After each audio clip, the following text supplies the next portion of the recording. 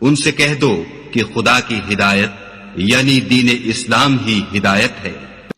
القرآن والحکیم۔ مومنوں کی تو یہ بات ہے کہ جب خدا اور اس کے رسول کی طرف بلائے جائیں تاکہ وہ ان میں فیصلہ کریں تو کہیں کہ ہم نے حکم سن لیا اور مان لیا، اور یہی لوگ فلاح پانے والے ہیں۔ اور جو شخص خدا اور اس کے رسول کی فرما برداری کرے گا اور اس سے ڈرے گا تو ایسے ہی لوگ مراد کو پہنچنے والے ہیں۔ اور یہ خدا کی سخت سخت قسمیں کھاتے ہیں کہ اگر تم ان کو حکم دو تو سب گھروں سے نکل کھڑے ہوں۔ کہہ دو کہ قسمیں مت کھاؤ، پسندیدہ فرما برداری درکار ہے، بے شک خدا تمہارے سب اعمال سے خبردار ہے۔ کہہ دو کہ خدا کی فرما برداری کرو اور رسول خدا کے حکم پر چلو۔ اگر منہ موڑو گے تو رسول پر اس چیز کا ادا کرنا ہے جو ان کے ذمے ہے، اور تم پر اس چیز کا ادا کرنا ہے جو تمہارے ذمے ہے، اور اگر تم ان کے فرمان پر چلو گے تو سیدھا رستہ پالو گے۔ اور رسول کے ذمے تو صاف صاف احکام خدا کا پہنچا دینا ہے۔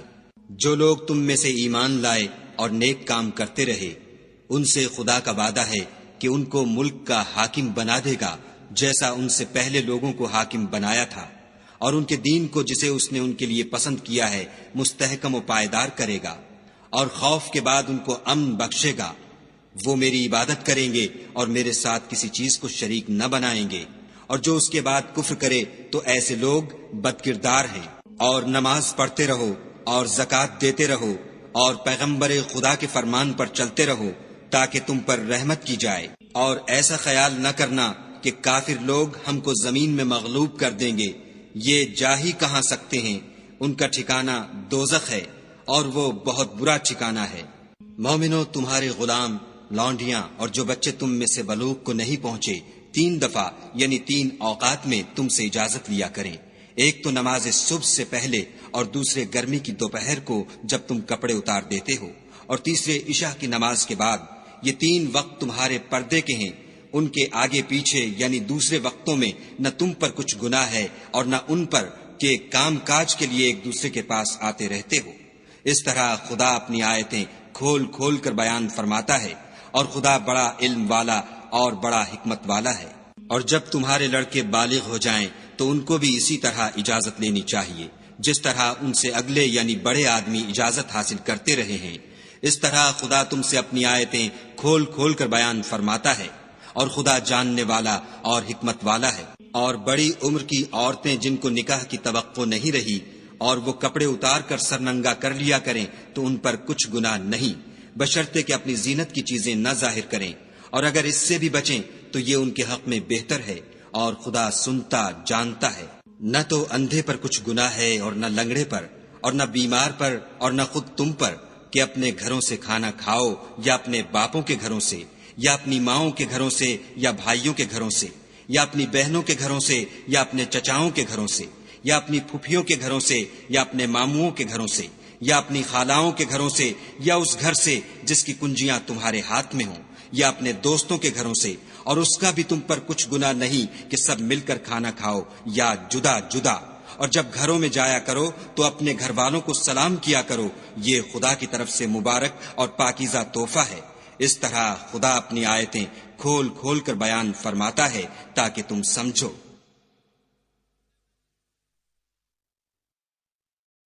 مومن تو وہ ہیں جو خدا پر اور اس کے رسول پر ایمان لائے، اور جب کبھی ایسے کام کے لیے جو جمع ہو کر کرنے کا ہو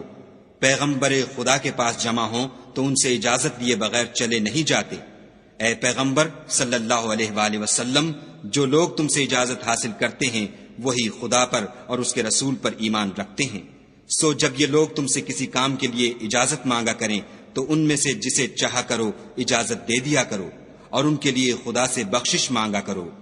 کچھ شک نہیں کہ خدا بخشنے والا مہربان ہے۔ مومنو، پیغمبر کے بلانے کو ایسا خیال نہ کرنا جیسا تم آپس میں ایک دوسرے کو بلاتے ہو،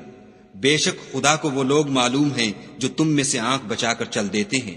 تو جو لوگ ان کے حکم کی مخالفت کرتے ہیں ان کو ڈرنا چاہیے کہ ایسا نہ ہو کہ ان پر کوئی آفت پڑ جائے یا تکلیف دینے والا عذاب نازل ہو۔ دیکھو، جو کچھ آسمانوں اور زمین میں ہے سب خدا ہی کا ہے، جس طریق پر تم ہو وہ اسے جانتا ہے، اور جس روز لوگ اس کی طرف لوٹائے جائیں گے تو جو عمل وہ کرتے رہے وہ ان کو بتا دے گا، اور خدا ہر چیز سے واقف ہے۔ شروع اللہ کے نام سے جو بڑا مہربان نہایت رحم والا ہے۔ وہ خدائے عز و جل بہت ہی بابرکت ہے، جس نے اپنے بندے پر قرآن نازل فرمایا تاکہ اہل عالم کو ہدایت کرے۔ وہی کہ آسمانوں اور زمین کی بادشاہی اسی کی ہے، اور جس نے کسی کو بیٹا نہیں بنایا، اور جس کا بادشاہی میں کوئی شریک نہیں، اور جس نے ہر چیز کو پیدا کیا پھر اس کا ایک اندازہ ٹھہرایا۔ اور لوگوں نے اس کے سوا اور معبود بنا لیے ہیں جو کوئی چیز بھی پیدا نہیں کر سکتے اور خود پیدا کیے گئے ہیں، اور نہ اپنے نقصان اور نفع کا کچھ اختیار رکھتے ہیں، اور نہ مرنا ان کے اختیار میں ہے اور نہ جینا، اور نہ مر کر اٹھ کھڑے ہونا۔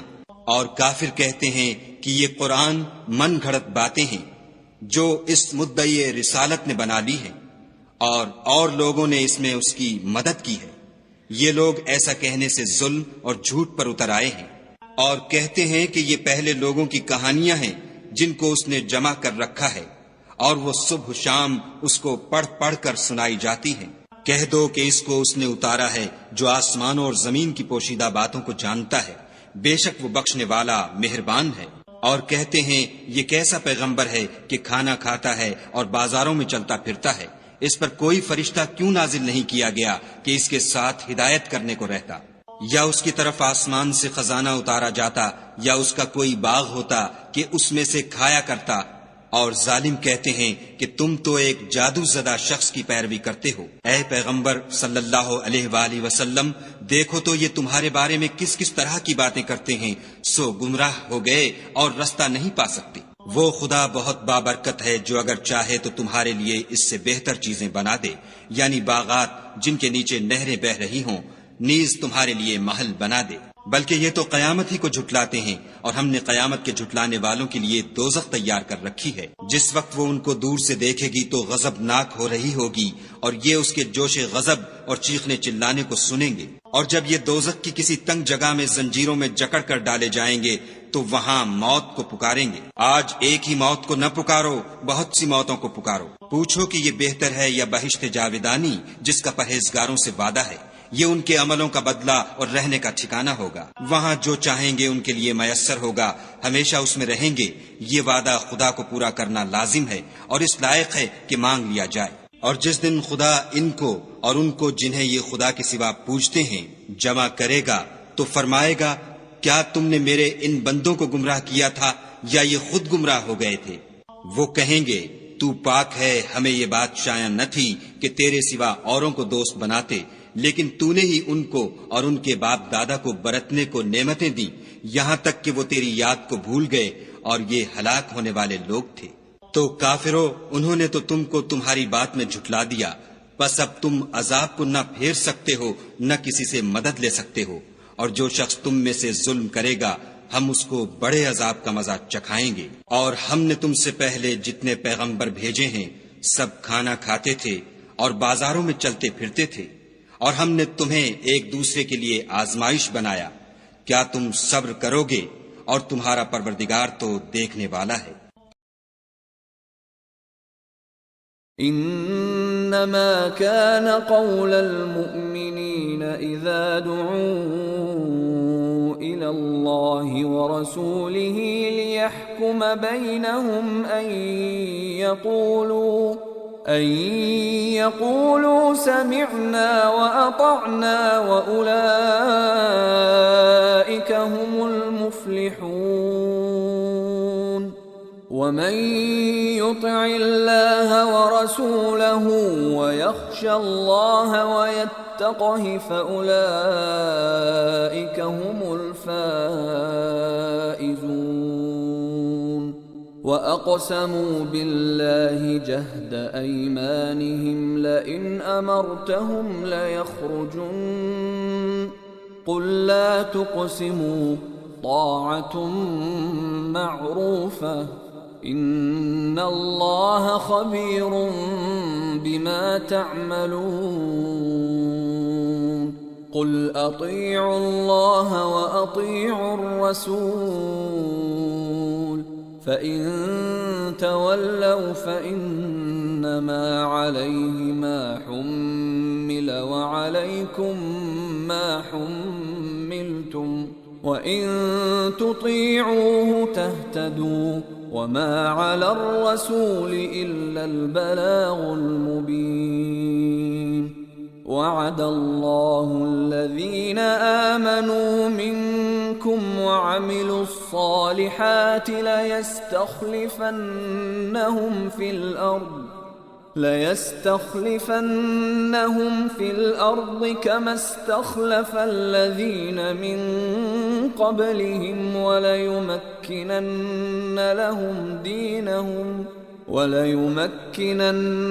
لهم دينهم الذي ارتضى لهم وليبدلنهم من بعد خوفهم أمنا يعبدونني لا يشركون بي شيئا ومن كفر بعد ذلك فأولئك هم الفاسقون. وأقيموا الصلاة وآتوا الزكاة وأطيعوا الرسول لعلكم ترحمون. لا تحسبن الذين كفروا معجزين في الأرض ومأواهم النار ولبئس المصير. يا أيها الذين آمنوا ليستأذنكم الذين ملكت أيمانكم والذين لم يبلغوا الحلم منكم 3 مرات من قبل صلاة الفجر وحين تضعون ثيابكم من الظهيرة ومن بعد صلاة العشاء 3 عورات لكم ليس عليكم ولا عليهم جناح بعدهن طوافون عليكم بعضكم على بعض كذلك يبين الله لكم الآيات والله عليم حكيم. وإذا بلغ الأطفال منكم الحلم فليستأذنوا كما استأذن الذين من قبلهم كذلك يبين الله لكم آياته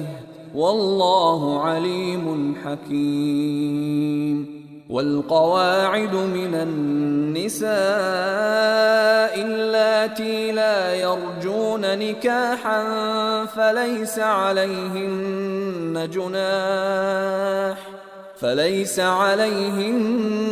جناح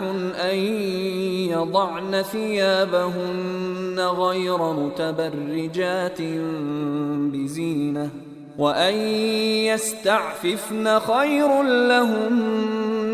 والله سميع عليم. ليس على الأعمى حرج ولا على الأعرج حرج ولا على المريض حرج ولا على أنفسكم أن تأكلوا من بيوتكم أو بيوت آبائكم أو بيوت أمهاتكم أو بيوت إخوانكم أو بيوت أخواتكم أو بيوت أعمامكم أو بيوت عماتكم أو بيوت أخوالكم أو بيوت خالاتكم أو ما ملكتم مفاتحه أو صديقكم ليس عليكم جناح أن تأكلوا جميعا أو أشتاتا فإذا دخلتم بيوتا فسلموا على أنفسكم تحية من عند تحية من عند الله مباركة طيبة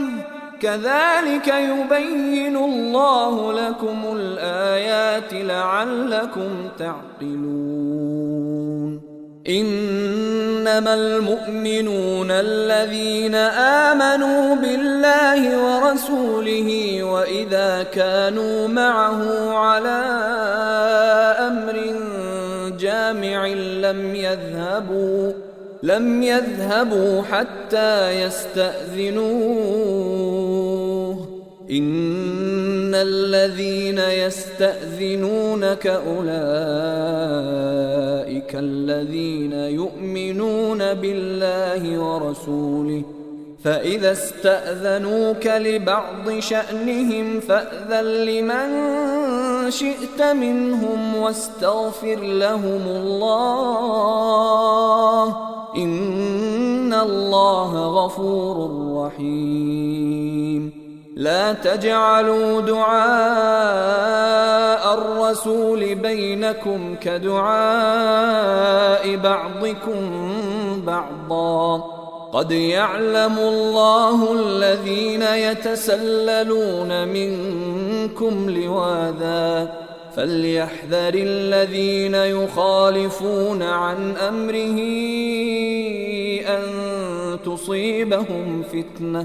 أن تصيبهم فتنة أو يصيبهم عذاب أليم ألا إن لله ما في السماوات والأرض قد يعلم ما أنتم عليه ويوم يرجعون إليه فينبئهم بما عملوا والله بكل شيء عليم بسم الله الرحمن الرحيم تبارك الذي نزل الفرقان على عبده ليكون للعالمين نذيرا الذي له ملك السماوات والأرض ولم يتخذ ولدا ولم يكن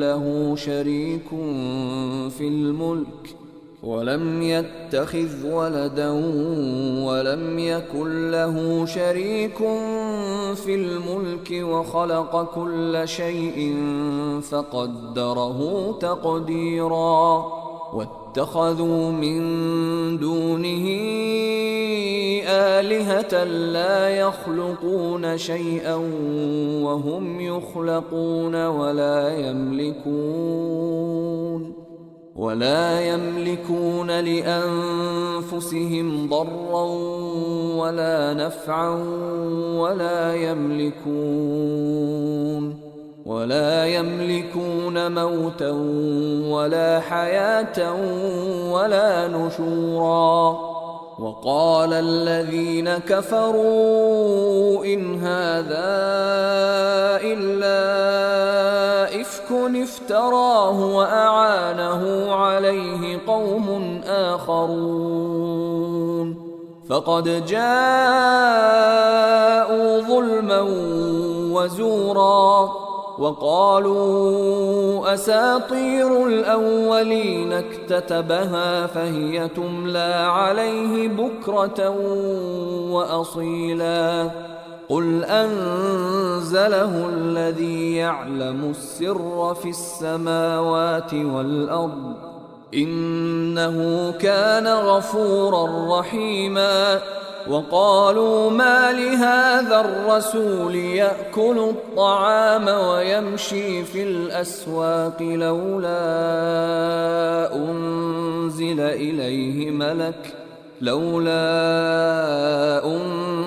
إليه ملك فيكون معه نذيرا أو يلقى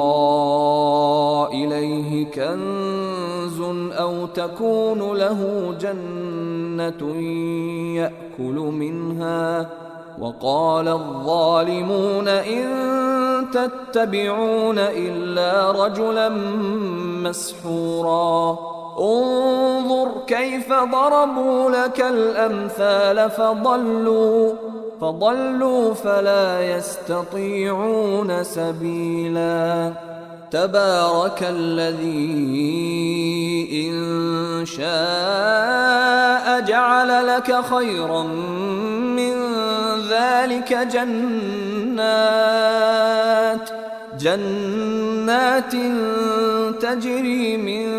تحتها الأنهار ويجعل لك قصورا بل كذبوا بالساعة وأعتدنا لمن كذب بالساعة سعيرا إذا رأتهم من مكان بعيد سمعوا لها تغيظا وزفيرا وإذا ألقوا منها مكانا ضيقا مقرنين دعوا هنالك ثبورا لا تدعوا اليوم ثبورا واحدا وادعوا ثبورا كثيرا قل أذلك خير أم جنة الخلد التي وعد المتقون كانت لهم جزاء ومصيرا لهم فيها ما يشاءون خالدين كان على ربك وعدا مسئولا ويوم يحشرهم وما يعبدون من دون الله فيقول أأنتم أضللتم عبادي هؤلاء